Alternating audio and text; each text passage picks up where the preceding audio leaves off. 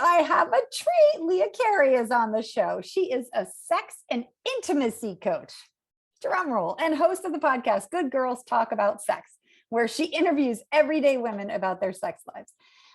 She is a great podcast guest. She came to this work after a lifetime of body shame and sexual repression. And we're bringing her on. I'm just jumping right into it because it was a great conversation and I don't want you to miss a bit. Let's go, Warriors. And welcome to the show, Leah. We are so glad to have you here.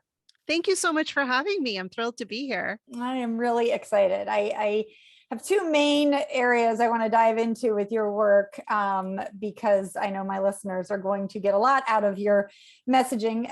And yet I want to give you a little opportunity to give us a little background as to sort of how you define yourself now, what you are doing as your work and sort of as your purpose spreading out into the world these days. Sure.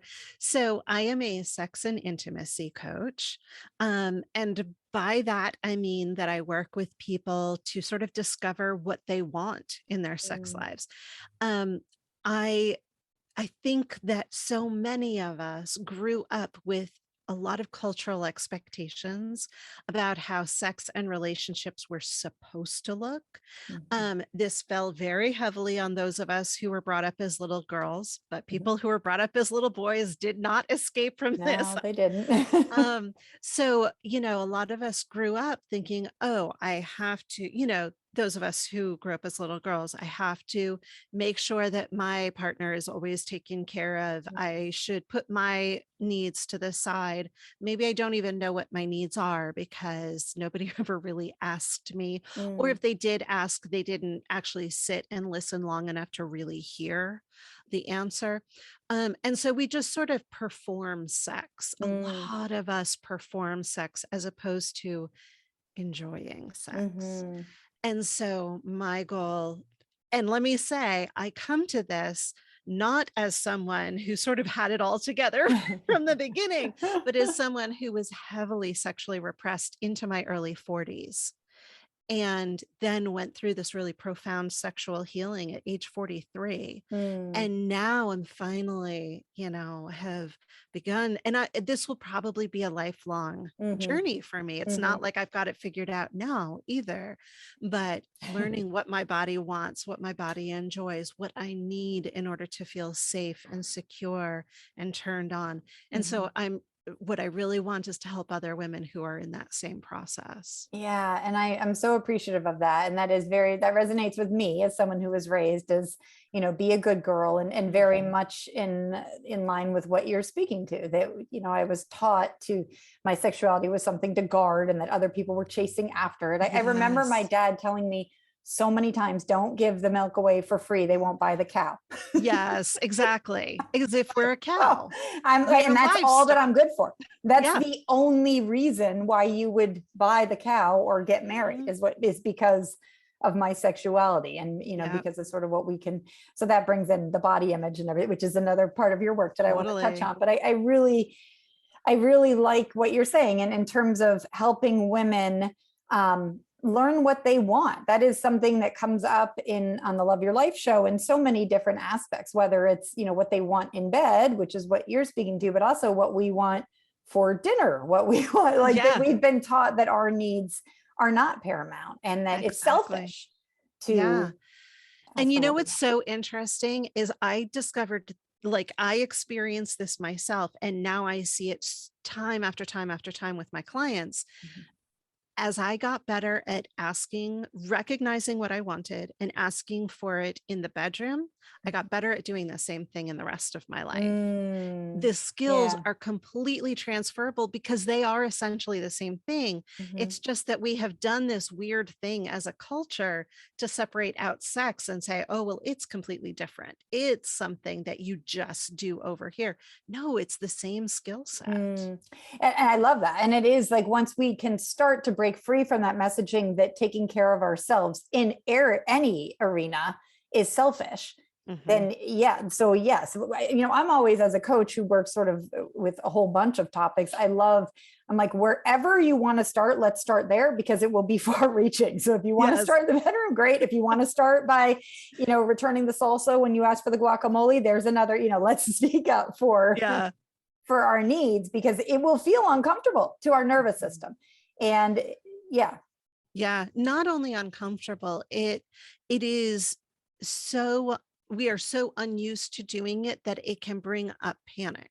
Like when there were times when people would ask me what I wanted, I would go into a panic freeze state because it actually felt dangerous to answer the question. And I know that I'm not the only one in that, where we grew up learning that not just our needs weren't important, but that we would actually get in trouble for having needs.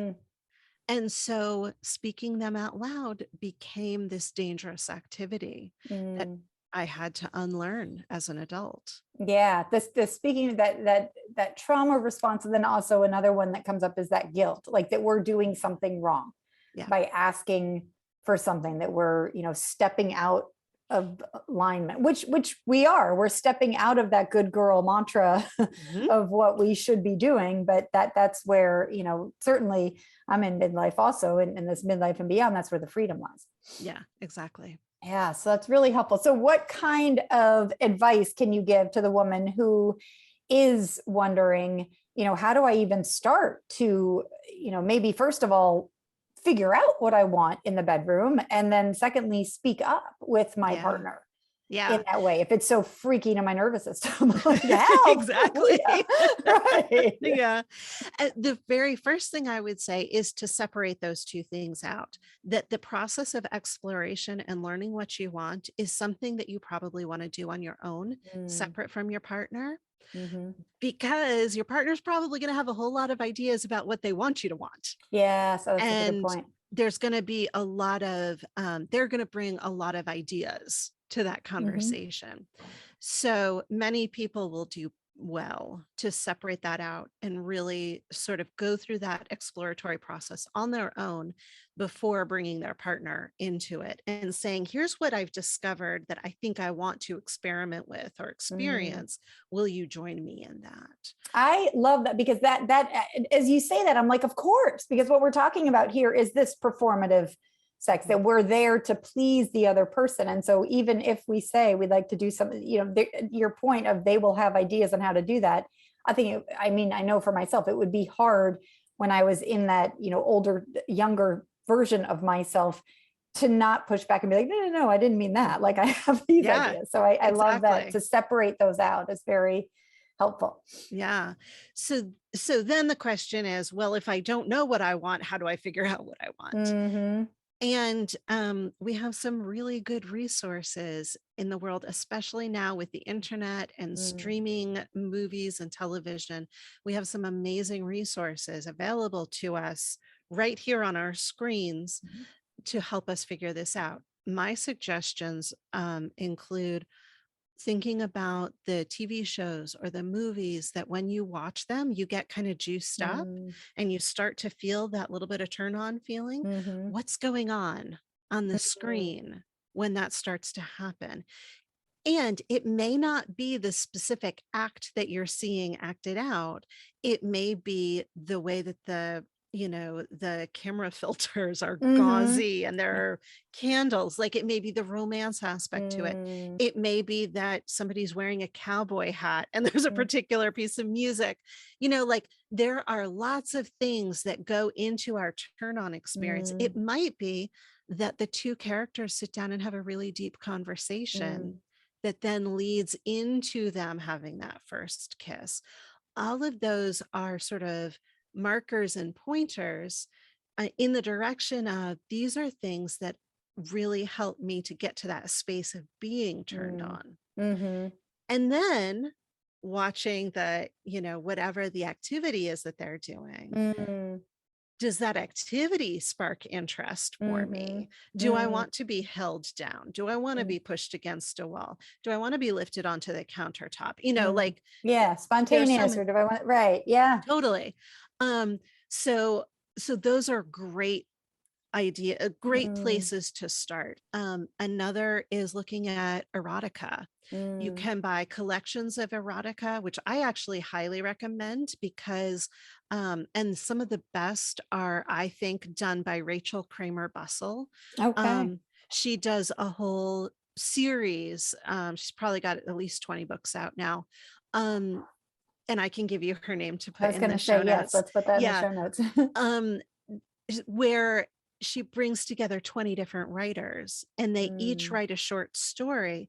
So you get 20 really well written stories, and maybe 18 of them do nothing for you, but mhm, two of them show you, oh, now that's something I want to mm, try. mhm, Um, if you don't want to actually buy books, there are lots of resources for online erotica. mhm. They're not going to be well edited. They're not going to be vetted. Some of them are going to be absolutely terrible. And you need to Mhm, judge them not on the writing, but on the activities, which can be mhm, hard.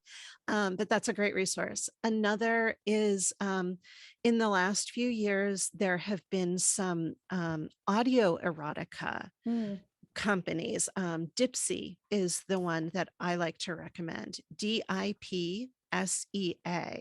They Okay. have a full library that they're adding to like every week Mm. of audio erotica where it's like a radio play. You're hearing Uh, the entire sex scene right through climax. oh, And wow. Okay. like lots of different topics, BDSM, romantic, French speaker, like Hmm. no So, matter what you think you might be into, you can listen to it and think, oh, yeah, that really turns me on. Or, oh, yeah, you know what? That didn't quite get me the way I thought it mhm. would. So what I'm hearing you say is, take this on as sort of a self-exploration or a detective job with yourself, that the more Yes. open-minded we can be, and the more, just sort of in that curious mindset, not the judgmental of ourselves. I like to be the Mhm. detective in the courtroom, not the judge of like, oh, Susie, Yes. you shouldn't like that.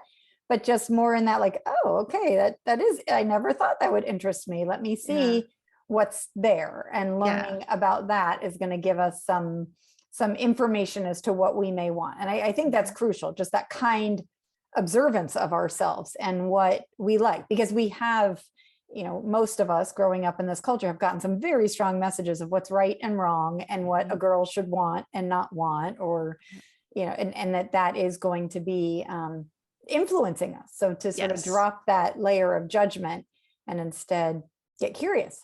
Yeah, exactly. Yeah. Well, I really appreciate that.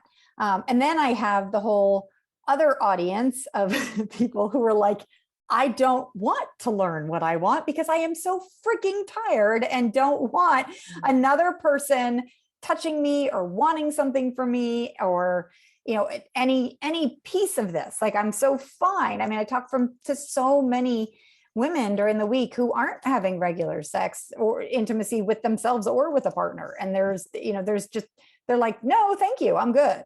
What can you help us there? Oh, yeah. Because this is so common. Mhm. Um, okay, so here's how I see this play out. And I have this conversation so frequently. So I really want people who are hearing this to know you are not alone. There are probably 12 people on your street who are experiencing the same thing. Um, what will happen is I'll be speaking with a woman who maybe she has a young child, maybe she has a really busy or stressful job, whatever the circumstances are. They She have it comes all. to me. Yeah. Yes. She comes to me and she says, I really just don't want him to touch me at all. Mm. And this can be true in any gender coupling, but I hear it most often from women in heterosexual relationships. Mm. She comes and she says, I really just would be fine if he never ever touched me again. Mhm. And Yeah. she's completely serious. She is Mhm. absolutely adamant about that. How do I get to the point where I'm okay? Like, how do I make him okay with Mhm. not touching me? And so I would like, okay, great. I'm really glad that you know what it is you're looking for. Now, let me ask you a question. Is it true that you actually don't want him to touch you ever? And the Mm, answer pretty much to a person is no, I actually want more touch than I'm getting. mm, I just need a different kind of touch than I'm getting. mm. I do want to just pause here for a second and make the disclaimer that this is not true for people who are in any sort of abusive, Of emotionally, course. physically abusive relationship. Yes, That's that, a totally different yeah, none of thing. this goes here. Yeah. Yes. But if you are in a relationship where you feel safe Mhm, and, it's a basically functional marriage or mhm, relationship, and it's just the sex part that you're like, really don't touch me. mhm, Um, what tends to happen is that those of us, again, those of us who are brought up as little girls, and I want to say that I use that phrase very specifically mhm, because people have a lot of different gender experiences. mhm, But I think it's really important to recognize that when we were brought up as a little girl, we got a very specific type of messaging. for sure. So those of us who are brought up as little girls were taught to nurture, to take care of everyone else, to make sure that the dishes were cleared, Mhm, to make sure that the bed was made, to make sure that our partner was taken care of. mm, And our needs meant very little, if anything. mhm, So we grow up with that messaging and we go into the bedroom and we don't know how to advocate for mm, ourselves. We don't necessarily even know what we want. And we've probably seen some porn. And mhm. I don't have an issue with porn, as a thing, but as a way to learn about how sex is supposed to look or No. work. Yeah, that's no good. Not helpful. So we've probably seen some porn in which women are completely performative. Mhm, They are moaning and groaning and thrusting and grinding entirely for the pleasure of the man. mhm, And so all of our energy, the only way that we really know how to do sex, if we've fully taken in these messages, is that all of our energy is going out to our partner mhm, to take care of their needs, to make sure that they have their orgasm, mhm, to do all the things to make sure he feels good. mhm. And there may Again, a or performance that, like, totally a I mean, literally, performance. like reading a script, like, well, better make sure. Yeah. Exactly. Even if you think that you're really in it, Mhm, if you step back and take a look at it, you may realize, oh yeah, I'm mm, actually performing the script that I have mhm. been given. Um, so oh, hold on. I just lost I'm my train sorry, of it's thought. because I No, it's interrupted you, okay. but Um, that we so we're doing all these things for the pleasure of the man. And we very rarely are asking for to receive touch. Mm, Sometimes the touch that we receive is again for the man's pleasure. mhm, He wants to play with our boobs. So we lay mhm, there and let him play with our boobs, even though it may or may not give us any it's mhm, excitement, mhm, that kind of thing. Um, and what we need is some touch that is filling our tank mm, rather than draining our tank. When we are giving touch exclusively for the pleasure of our partner, and there's no like real balancing of that scale, that is really depleting. mhm. There's nothing wrong with giving touch to our partner based on their enjoyment, but it can't be the only thing that's happening. Right. And I think that's, yeah, that's the compromise we can make, but it's adding one more thing to our to-do list at the end of a, very Exactly. busy day. Exactly. It's something else to Yes. do. And so Vers- what we need is some time where our touch needs are being taken care Mhm, of, where we're getting the kind of touch that fills our tank. And mhm. that's going to be different for every single person, what exactly that looks like. Um, but there's actually a great, really simple exercise you can Oh, do good. to We like things. Yeah. Give us yeah, things I to do. love this because it's short, it's easy, and it's really effective. Mhm. Um, when I say it's easy, the instructions are easy. Right. It's I not go. always so easy to do it because it may bring some stuff up for you. But it's called the 3-minute game. Mm, And in it, one partner lays down. So let's, Susie, what's the name of somebody? No, let me not do it that way. I don't want to put you on the spot. Somebody I like my husband? Okay, yes, You can do that. Okay. Susie and Paul. Yeah. Paul. All right. So let's imagine that Paul is going to lay down and Susie, you're going to sit next to him. You're going to have your phone. You're going to turn off all your notifications and stuff, but you're going to have your phone next to you. You're going to put 3 minutes on the timer and you're going to look at Paul and say, how would you like me to touch you for 3 minutes? That can be a challenging question to answer because we're not used to being asked it. Yeah.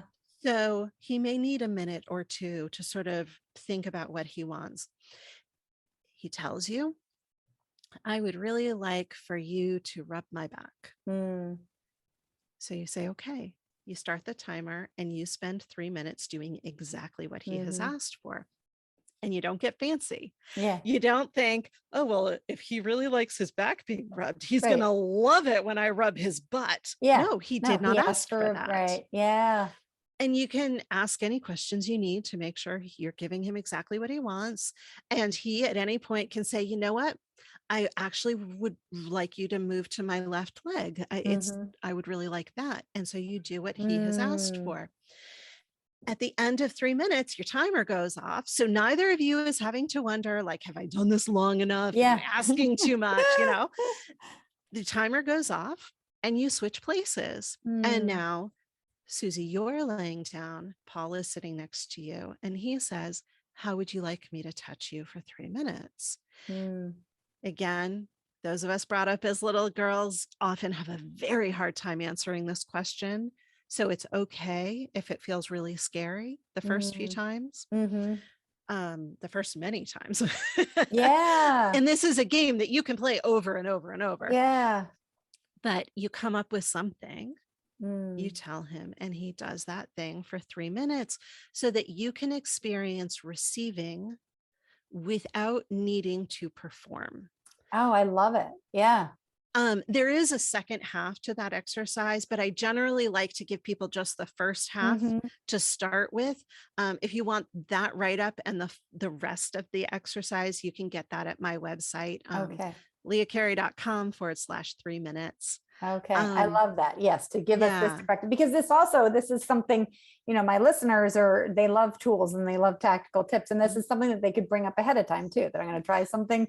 Yes. I listened to Susie's podcast. We're going to try the 3 minute game. Like, I love the idea of putting game in there, because that is almost a little tricky for our brain. Because I can see, I like to say it's simple, not easy, Yes, exactly. And what you just said yeah. about making things games, that is actually my whole MO, Mm. because I spent 42 years of my life having terrible, painful, boring sex. I don't want any more of that. No. So I turn everything into a game. The 3 minute game is actually based in the work of another sex educator named Betty Martin. But I have a bunch of other games that I have come up with on my site to help, again, to explore what it is that you want. How do you want it to show up? Like, sort of all of that. Yeah. Stuff. Bring the levity into it is what I'm hearing. Like, it's not so freaking serious. Let's just, it is, if it's, again, we're not talking about abuse, but within two partners to just, take some games and take some risks and see what feels good. And oh my God, that did not feel good. Could you please stop? Exactly. And what's really great about formulating it as a game, whether it's the 3 minute game, or I have another one I call Sexual Scientist, where you make a hypothesis about what you might like, and then you do the experiment to see if you do or not, is that you're not putting your partner on the spot and saying, I don't like it when you do this. You're giving them the opportunity to explore something new with you, and then give tons of positive feedback when they hit on something that you really like. Don't forget to overwhelm them with positive feedback, so that they will sort of get that lodged in their brain as, oh, this is something that I get the boost of praise for. That's what will help to begin to cement it for them. But these people often are like, well, how do I tell my partner that I don't like how they're doing something? don't. Yeah. Because You're it's like, not going to go well. mm-mm. Unless there's something really significant, Right. like it is really painful for me when you do this, then yes, speak up. But if what you're wanting is things, I don't love the way that he kisses me. I really wish he would do it this way. Introduce it as we're going to explore this together to find something that works for us both, is going to be so much more is going to work so much better, be so much more successful than, I don't like how you're doing this. I need you to do it differently. I mean, yeah, I love this from so many avenues. And I like also the 3-minute rule, to me, sort of normalizes asking for what we want in a safe way, that it is like, oh, that feels good there. And as you're saying, give lots of positive praise, and oh, it feels really good when you rub my shoulder like that. This is what our brain does, is when we normalize it in one way, we can use it in another way. So then when we are having a more passionate moment, we can say, wow, it feels really good when you press a little harder there, or a little softer, or a little, and again, I just want to speak to this, the way we were brought up, again, with your language, with little girls and little boys, is that the little girls, it's like, hide it, be careful, protect, your sexuality. And the boys, it's like, your sexuality is dangerous. It's, you always want it. And then we get these two little beings in a relationship, and it's very dysfunctional in my mind. My opinion is, because then the boy is thinking, well, the girl is thinking, okay, now I'm just here for performance. And the boy is thinking he should know exactly what to do. And, maybe how, we don't know. He doesn't have the same, like, half our body parts are hidden. So how can he know what to do? And so my husband actually is a life coach for men. And that's one of the things that comes up, is this, like, this sort of vulnerability around, like, we don't, we want to please our women, but we don't know. And so we've been doing it this way for 15 years and they haven't said anything. So let's just keep at it, because exactly. But it's some of that, just, sort of dropping the shields and the armor and the protection of ourselves, and just, really approaching ourselves where we are, and getting more used to normalizing, again, asking for what we want, which is really helpful. Yeah, I talk a lot about how we're brought up as little girls and brought up as little boys, because, again, so much of our patterns begin there and then grow. And I loved what you just said. Little boys are taught to not ask questions, to always know without having to get input, to not be weak, and to we praise our men when they push past no to get to yes. We praise our men for, you just keep going. Don't ask for permission. Just, apologize after the fact if you have to. And then we teach our little girls to not ask and to not know. And to not speak up. I mean, yes. And then we put those people in a bedroom together when they've grown up, 20 years later, and she doesn't know how to ask.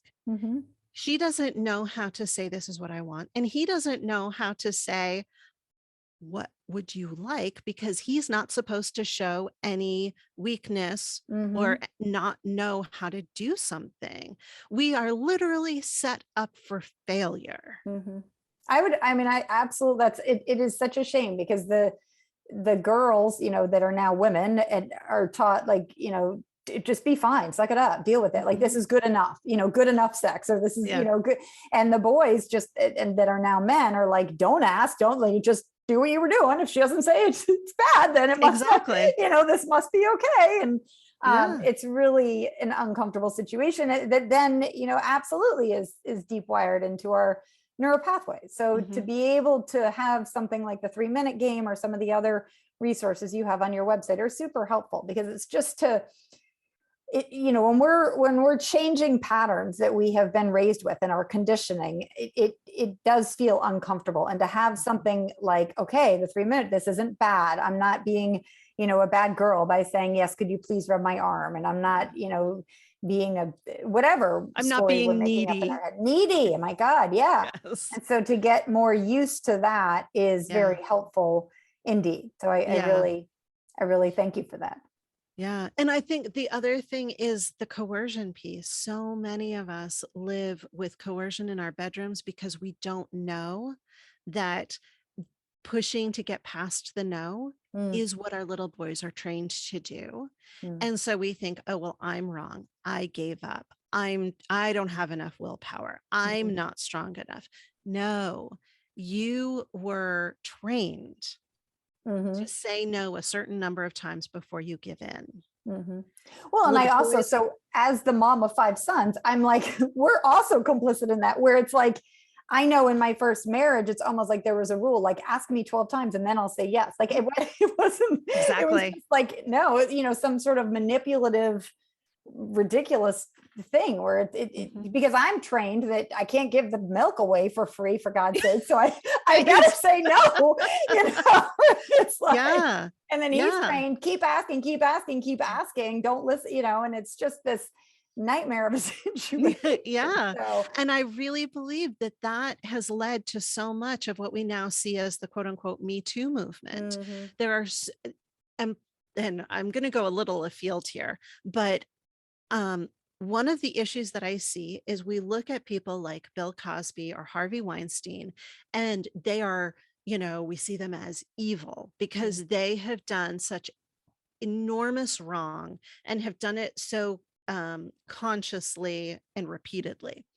And then, regular guys look at them and are like, well, I'm not that. So mm, I'm okay. mm, I'm not a bad guy. I'm a mhm, good guy because I'm not like them. When in fact, those men have been trained in the art of coercion, mm, but we don't see that because we're looking at only the worst. mm, I think this is exactly what happened with Aziz Ansari, mm, where if people remember that story at the height of the Me Too movement, he was brought down by a woman who said he just kept pushing until I gave in. He didn't actually assault me, he didn't actually rape me, but what happened wasn't okay. And there was this huge uproar about should he be canceled or should he not? mhm, That's not the issue. The mm, issue is that we have many generations of men who have been trained in the art of coercion and still think that they're good guys. mhm. We Well, need to help them understand that coercion is not okay. And like you said, we need to train the next generation that that's not acceptable. and as a woman, I'm from a long line of people pleasers, Yep. of good girls, and just say yes and don't, just like that the man's needs are more important than mine. So it is a dual responsibility Mhm. of speak up, and the more we can normalize this, that we all have needs, and let's speak up for what we want in a way that is, conscious communication, the better Mhm. off we all will be, for sure. It Yeah. really is a healthier place. So I just think people having like an open mindset, and thinking, how has my upbringing affected me, and what are my if anything's coming up for you listeners as you're listening or watching, to just, get curious there with whether you're judging what we're saying or whether you're getting triggered, or like, those are all great growth opportunities, as I say. So Yeah. get out the journal and start writing. And I want to switch gears a little to your work on body image, because Mhm. you really have um, really done a lot of work on sort of your idea and your relationship with your body. Can you speak to a little to how sort of where you've come from and how you have Mm. strengthened your relationship and acceptance of your body? Yes, absolutely. One of my favorite topics. Yay. Um, so I grew up in a home with a father who was an alcoholic and who told me as I was going through puberty that I was getting fat and ugly and no one would ever love me. Mm, So I didn't start from a great place. mm, Um, and at the time I was not overweight at all. mm, And I don't even like that term overweight. mhm, But I was skinny. I was real skinny. mhm, Um, But as I went through my high school and then my college years, I started to gain weight almost as if I were fulfilling his prophecy. mm, And that's how I saw myself. I bought into what he had told me, hook, line, and sinker. He also told me that he was going to break the kneecaps of any boy who looked at me, and he was going to lock me in my room until I was 30 to protect me. So I had this incredibly It's a little conflicting, confused. right? Yes, Like- exactly. Like, am I so unattractive that no one will ever want me? Or am I so desirable that you have You to need to protect me from the physically maim world? people. Like, Right. what is exactly. going on here? So what I did was I shut down my sexuality and I Mm, learned to hate my body. mm, I saw myself as, the word I used was elephant. I mm, was so grossed out by my own body. I couldn't find clothes that looked good on me, etc.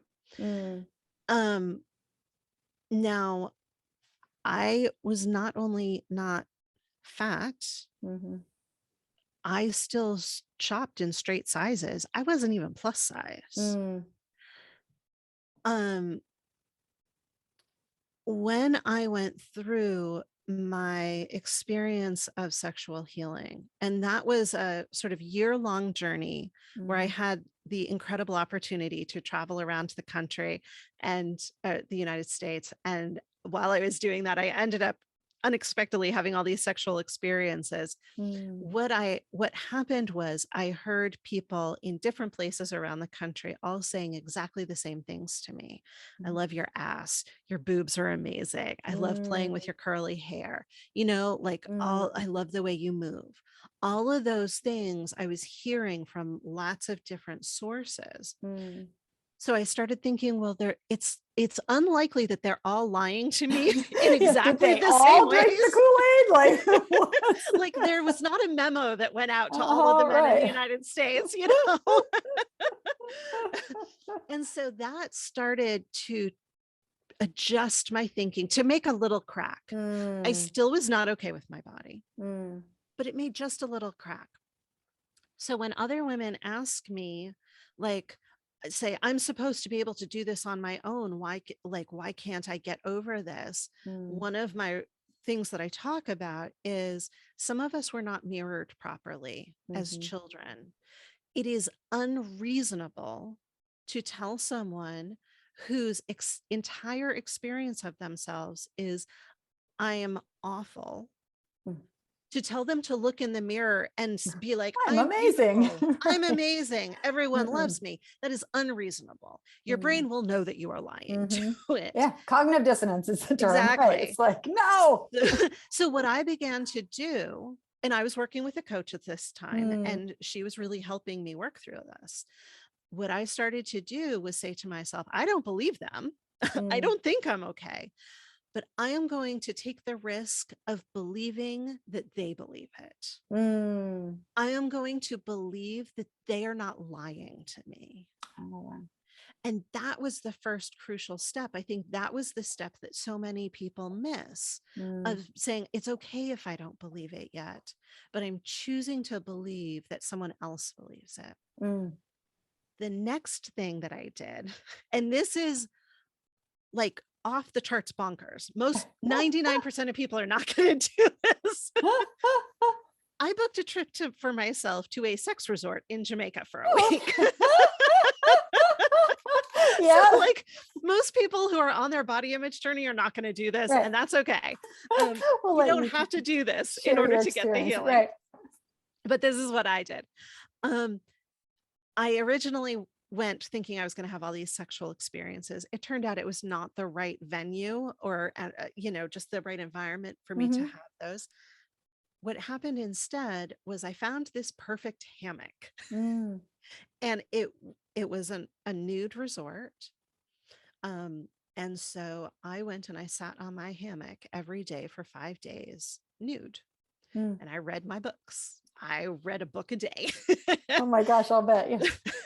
And what happened was I watched the people who were walking back and forth by my hammock. And I clocked the fact that not a single one of them looked at me and said, that's disgusting. Put that away. Go inside. Put on your Mm, clothes. Either they didn't notice me because I was mm-hmm. sitting in a hammock, or some of them were looking at me with heat. And that was Mm, both men and women. mm-hmm. I also noticed that my body was no different than anybody else's body. Yeah. And I say that weight inclusive, because I know there will be people who will hear that and be like, yeah, but she doesn't have my body. There were people there who, if you're familiar with the sort of fat activist language of the different levels of fat, there were people there who were super fat and infinifat, walking around nude, and they had people looking at them with desire. I can tell you with absolute certainty that there are people who want to love you in exactly the body you're in today, because I've seen it. I've experienced it. This is not some sort of theoretical thing. I can literally tell you that there were 400-pound women walking around that resort naked, and there were people who wanted to be with them. There were people who wanted to love them and adore them. This is not theoretical. This is real. Right. So I know that hearing that is not going to suddenly erase years the of programming. issues. Right. Yes. I still backslide. You know, I was really good for a couple of years. I was really in my body, and I was going to lots of nude events. Like, I found those spaces. And that was so good for me. And then the pandemic hit. And suddenly I was alone, you know, with my partner. We lived together, but I was alone. I was gaining weight because that was just a normal thing to do during the pandemic. And I backslid because I'm not in those spaces so regularly. Yeah, you comparing yourself with you, and then your old brain Yeah. patterns. Yeah, unhelpful. But as soon as I walk back into one of those rooms, which I have done a few times, just in the last 6 months, I remember, oh yeah, my body is no different than anybody else's body in this room. There's no such thing as a perfect body. A friend of mine is a coach. She used to be a fitness trainer in New York City, and she would work with Victoria's Secret models. She said every single one of them came in and was like, here's the thing I need to work on. Here's the thing that's not perfect. Victoria's Secret models don't believe. I mean, that's the tragedy of the way we were raised. And I mean, you were saying that when your dad was saying this to you, you were, you know, not overweight, you were totally fine. And yet this is the power of our mind, is that we look at our body and we think thoughts that make us feel fat, or, you know, and that can happen at 400 pounds or 100 pounds. And it is really tragic. So I love your messaging of just sort of stepping, first of all, like stepping out and recognizing that, you know, everybody is desirable, that's really impactful, that regardless of the size, there is someone who desires your body, like your body is desirable. I like to have it come from like an inner place of, you know, acceptance, and we have this great body. And yet I know myself, I had eating disorders when I was younger. I very much struggled with that. You know, I need to be the perfect cow if anyone's going to want my milk. Right. So for God's sakes, like, let's get this together, because that's the only thing that's of value of me, my body. So, you know, and that is something that has been a healing journey for me too. And I love how you say, you know, other people might say something to you like, oh, I love your curves, or I love your ass, or I love your thighs, or something. And whereas your body is like, I mean, your brain is screaming, no, no, no. But to leave that space there to think, okay, well, maybe they believe that sort of, I call that the window of possibility, like just leaving that window open a little. Like if they believe it, and like, why am I going to tell them not to believe what they're believing? Let's let them, or even I just like, you know, because my husband is amazingly supportive now, and will say things, and it's like, he'll say things in my brain still sometimes, depending on, you know, where I am in the month or what is happening with, that's real. Yeah, that's real. That my brain is like, oh, he doesn't mean that. And then if I can just like take a breath and be like, Susie, like, why would he be saying this otherwise? Like, let's just like leave this space. I say in my head, I'm like, stay open, Susie, like just let that thought maybe land there for a bit. Like, how might it feel if it was true? I had this amazing moment with my partner about a year ago. So, you know, I gained weight. I was feeling not so great about my body. And, I will occasionally, when I get into that place of questioning, I'll be like, are you still okay with my body? Do you promise? And Mm, he's like, yes, I love your body. And that's mm, okay, except maybe I don't always believe him. mm, And so there was this one day when I can't remember how this came up, but we were talking about the porn he watches mhm. because he watches porn. Like this is a fairly normal thing. Yeah. Even though we're in a relationship, it's okay. He's not cheating. Yeah. um, and so I was like, well, what kind of porn? Like, what are the bodies of the women in the porn you watch? Like, I'm afraid that I'm much bigger than the women. And he was Mhm. like, no, your body is actually the body I go seeking on porn. Mm, And I was like, I don't think I believe you. yeah. I need some evidence, please. And so he opened his laptop and I could see he was not trying to find the Mm, thing. He knew exactly the path to get to the mm, videos that featured women in bodies like mine. yeah. That was when I knew for real, that Hmm. this was not lip service, that Yeah. he actually enjoys the fact that I have rolls, that I have flesh, that I Hmm. jiggle, Yeah. like that's his thing. Yeah. Yeah. And it's just then us being okay with it. It's just, us like working on the thoughts in our head, changing that neural pathway, becoming Yeah. more accepting of ourselves, and then getting clear. I like thinking like, okay, if I'm going to be loved and supported no matter what I look like by my husband, which thankfully, I do, he will love and support. Like he doesn't, he's not in it for the milk. He's in it for the whole thing. That's good Then because with me, the milk is yes. starting to dry up a little. Exactly. Okay. And so it's helpful then for me to look at like, okay, so then how do I care for my body in a way that's helpful for my body versus sort of the restrictiveness of my younger years or the more punitive, just go pound it out with a crazy workout. It's getting kinder to the body I have and being nicer to it in language and in action. And that Yeah, is going to definitely. show up in the bedroom too. Yeah, and I think we also have an unrealistic goal or an unrealistic idea of what the goal is. I think a Mm, lot of people are waiting for that moment when they can stand in front of the mirror and enthusiastically and honestly say, I love myself. I love every part. I mm, love my jiggly belly. I love my cellulite thighs. That's not actually the end goal. The mm. end goal is to realize that your body is not actually that important. How your body looks is not actually that Mhm. important.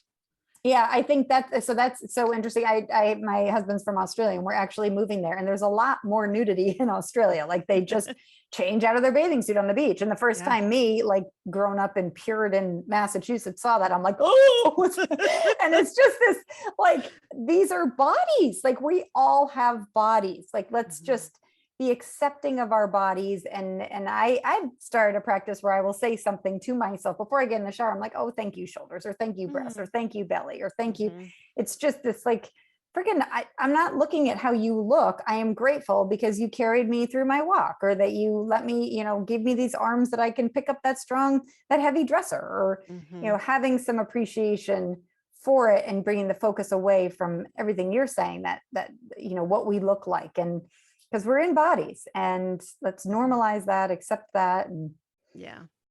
move forward. Well, thank you very much. I think this episode is going to be very helpful for people to learn to speak up a little more and ask for what they want, and just being honest while also turning inwards towards themselves and Mm.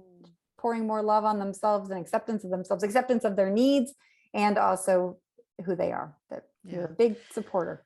Yeah. And that you're normal. No You're matter what it normal. is you're wanting, you're normal. Mhm. Normal.